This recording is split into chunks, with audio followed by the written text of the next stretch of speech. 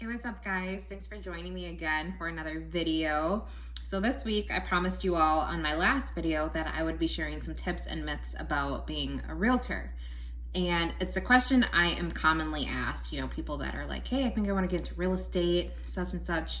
And honestly, I could spend an entire day's worth of video explaining all this to you. But for the respective time here, I'm going to try to just share just a couple important ones. And if you guys have any questions, feel free to reach out to me. So one big myth I hear out there is that realtors get paid a whole lot of money and they don't really do a whole lot of work. And that cannot be further away from the truth. So majority of us realtors are self-employed. Sometimes realtors are working new construction. Maybe they get a salary, base pay plus commission, whatever the case may be. For us traditional residential realtors out there, we're straight up commission. So we get paid when we close a deal. And in terms of not a whole lot of work, well, unlike maybe some of my colleagues, I wasn't born into real estate, meaning I didn't have family or what have you that was in real estate where it just came naturally to me and someone gave me leads all the time. So I started from the ground up, and I really had to hustle my butt off, whether I was doing open houses to try to generate leads, marketing, planning, spending a lot of money on different types of lead generations, trying to figure out what sticks.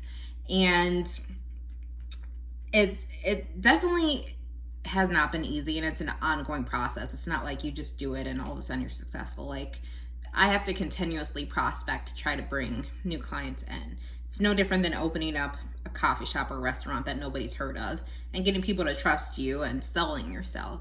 So there is definitely a lot that goes into it. On top of that, moving is stressful. So you're dealing with a lot of different personalities, and when things get tough, whether it's transaction related or not, a lot of times those emotions get taken out on us. So if you don't have thick skin, I'm telling you straight up, this is not the business for you, because you put up with a lot.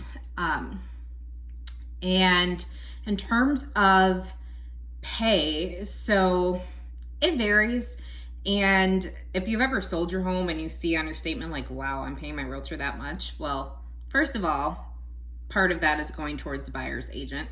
On top of that, whether you're on the buyer list side, you're typically not getting paid directly from the sale. It's going to your brokerage for Mancy Diner Realty. And from there, I have a commission split that they're willing to pay me off of that. So it's probably a lot less than you think after all is said and done.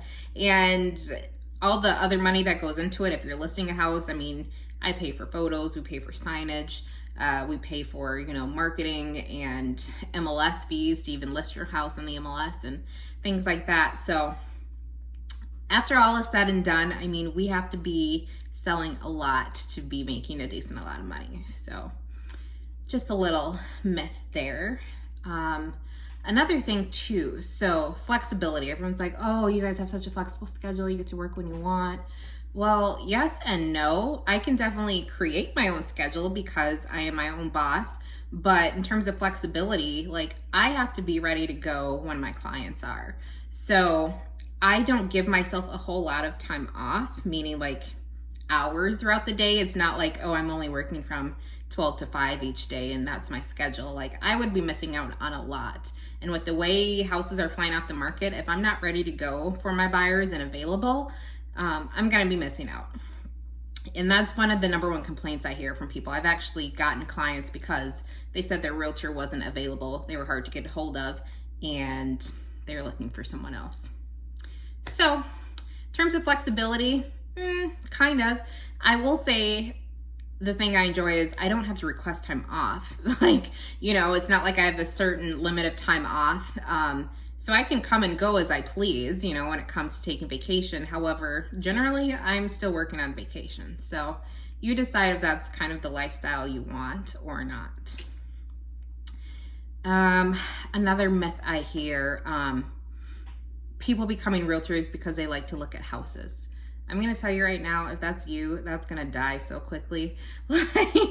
After you look at your first 10 to 15 homes, you're just like, okay, it's not all about looking at homes. And they're probably not even homes that you like anyway, because you're not shopping for yourself. You're shopping with and for your clients, right? So if that's kind of the main driving factor because you like to look at homes, I would say it's probably not the thing for you.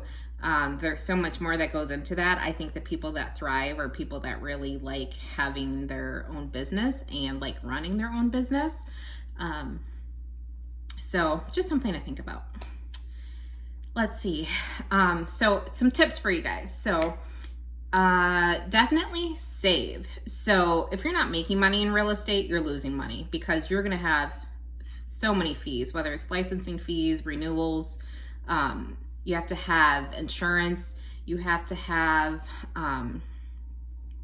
access to the MLS. So belonging to a realtor association, you have quarterly dues. Depending on your brokerage, you might have desk fees or marketing fees with them. So there's a lot that really goes into this. And again, if you're not selling and making money, you're going to be losing money.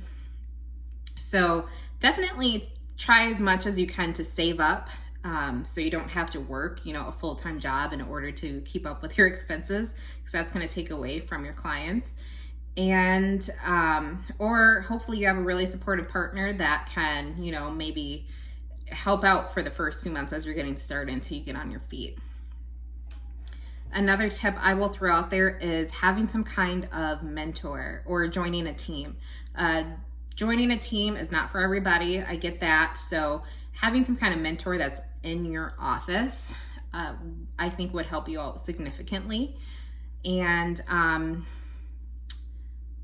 I feel like there's more I want to go on with, but like the whole point of them being in your office too is, as you're in the office, they're going to be in the office as well. It's cool if you have a buddy that's in a different brokerage or out of a different office, but they're going to be on their own schedule. And if they're busy and maybe actually want to give you leads and you're at competing brokerages, it's going to be kind of difficult, I guess, or different in order to share those leads.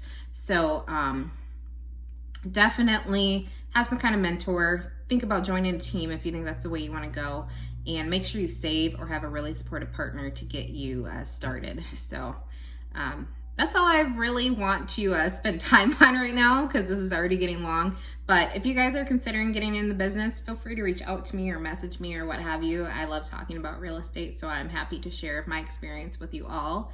And I hope you all are staying safe, staying healthy, and staying sane out there. And I will see you all again soon.